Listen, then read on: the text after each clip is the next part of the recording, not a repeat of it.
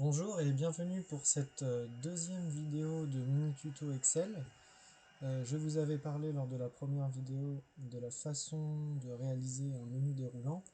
Nous allons voir dans cette vidéo-ci comment on va réussir à trier simplement des données pour afficher clairement des groupes ou des équipes. Alors je repars sensiblement avec le même fichier initial. Vous verrez simplement que j'ai rajouté ici une colonne concernant la VMA des élèves dans la liste présentée. Petite information rapide pour les novices sur Excel, pour créer une colonne qui doit s'intercaler entre deux. Donc rappelez-vous, on avait nom, prénom et groupe initialement, j'ai intercalé VMA. Donc pour intercaler une colonne, c'est très simple, on sélectionne l'entête de la colonne avec la flèche ici, on fait clic droit et on fait simplement insérer. Donc ça insère forcément une colonne directement sur la gauche à chaque fois. C'est exactement le même fonctionnement quand on veut insérer une ligne, on clique ici. Par exemple, si je veux insérer une ligne entre 4 et 5, je clique sur la 5 et je fais insérer, ça va insérer une ligne juste au-dessus. Voilà, donc là j'en ai pas besoin, donc je fais retour deux fois, hop, retour, retour, pour revenir à mon tableau initial. Donc j'ai mis des VMA factices pour les élèves, et là l'idée du coup ça va être de trier ces données pour ensuite créer des groupes en fonction des VMA. Donc là on a deux solutions possibles. Je vais vous proposer les deux, mais quand même en poursuivant sur l'une des deux pour vous expliquer ensuite mon cheminement intellectuel.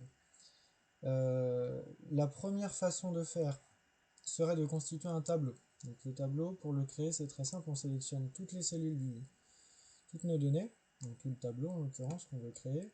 On va dans Insertion, Tableau, et étant donné qu'ici on a déjà des entêtes, on fait simplement OK, mon tableau comporte des entêtes, et on crée. Là vous verrez qu'on a tout de suite une mise en forme qui se met en route avec des couleurs, etc.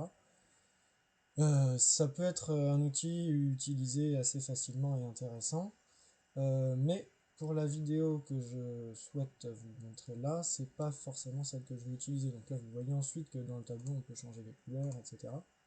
C'est un fonctionnement, ça fonctionne très bien.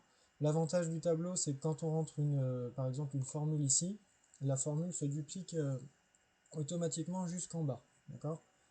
Là, aujourd'hui, on ne s'en occupe pas, on part sur le tri uniquement et le plus simplement possible. Donc là, je fais retour pour enlever ce tableau.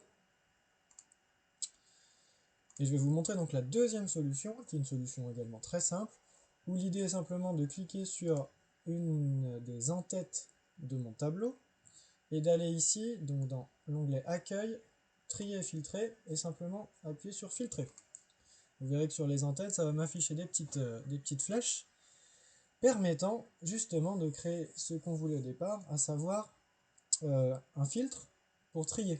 Donc là, je vais cliquer par exemple sur la flèche de VMA, et je veux trier par exemple mes VMA de la plus grande à la plus petite, et vous verrez que si je trie la VMA, ça trie également le nom et les prénoms, tout en même temps.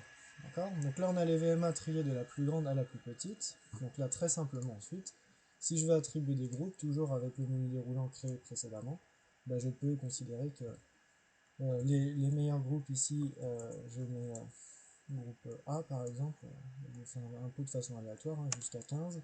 Ensuite je peux créer B. Alors regardez comment je procède, par exemple j'en mets 2.